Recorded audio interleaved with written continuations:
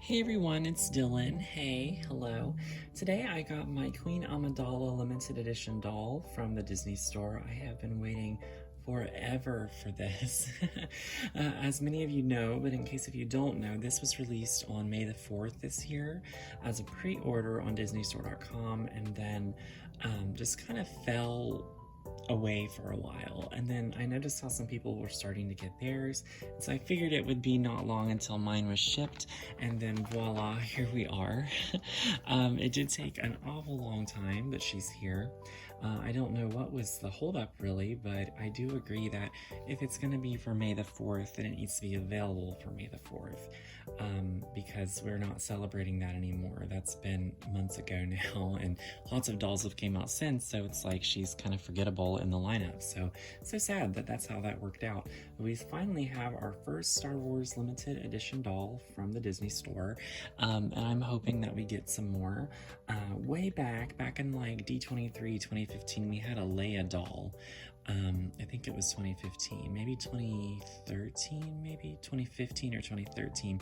We had the Leia doll, and that was interesting. We never really had another release kind of like that, so I'm glad that maybe this is the restart of that. I'm not sure, but I do think that Star Wars characters are very popular and that they can make wonderful dolls. So right away you can see that she has a beautiful red and gold like packaging, and of course that matches her queenly look. It is just breathtaking, and I think this really would have worked as a 17-inch doll. I think I would have preferred it that way, especially like with her proportions and everything. I think I really would have loved her to be 17-inch and have rooted eyelashes and the whole work, just because I think that this is kind of a little lackluster, but we'll talk more about that. But they are just beautiful red and gold. I think that is just perfect. Red and gold everywhere. The window display is very much like a limited edition doll, as you can see. So it's like, why didn't they make her 17-inch? So, but the side of her box has more red and gold, and I love just kind of the jewel details. Just stunning. So beautiful. So let's take a look at some of these details up close. So we have the Star Wars Episode 1, The Phantom Menace, which is celebrating its 25th anniversary, which is why this doll was being released. It doesn't say that on here, I don't think. And then we have Queen Amidala limited edition doll, so she is one of 3,100. And you can see just right away, she looks very stunning and looks a lot like the character. I'm wondering if they had to use just like a general face, or if they could really use the actress's face here. I cannot, speak to that. The bottom of the box says Star Wars and kind of like that like holographic finish, so that's very cool. The back of the box has a commentary, so we will turn that around. That way everyone can look at that. So it talks about Padme and her story, and if you want to pause, you can check that out now.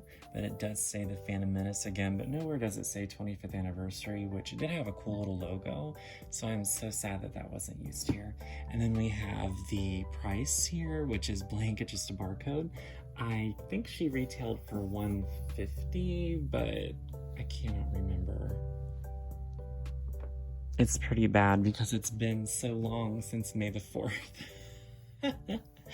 So yeah, right away you can see that there's just a little bit of just lackluster, like I said, with her face. For a 12-inch doll, especially one that's this expensive, I would definitely want a little bit more oomph to it, but I really think this could have worked as a 17-inch doll. I really like her painted headpiece, that looks really well, and however they accomplish that hair, I think is really cool. And someone who deboxes her, you'll have to let me know just how that hair is constructed, because it looks very good, I think. So in terms of the face, kind of but I think really the real details lie with the outfit. So it's just very beautiful. They definitely did not waste any time with the outfit, because there's different layers, different textures, different types of fabric. So I absolutely agree with that 100%. And there's embroidery on her on the front. Just something so royal about that crimson red, and then it's like got the brown trim. Beautiful. And I absolutely love the red gems that they've added to her dress. Looks like that was custom, probably made for this doll. Because, you know, who else would have those on their dress? Something I just noticed as well is that she has some white fingernail polish on. The sleeves look really good, I think. I know that there's a lot of people who care about this character a lot, and this character means a lot to them, so I know that this will mean a lot to them, but, you know, curious on their thoughts that just because I'm more of an expert in princesses than Star Wars characters, you know, please let me know down below what you think of her. But for the most part, I think she does get the job done. However, you know, maybe in the future we'll get more Amidala dolls in years to come. We'll see. All right, everyone. Well, let me know what you think of the Queen Amidala doll from the Disney store. Very beautiful red packaging. Can't wait to display her in my doll room because she looks so fancy.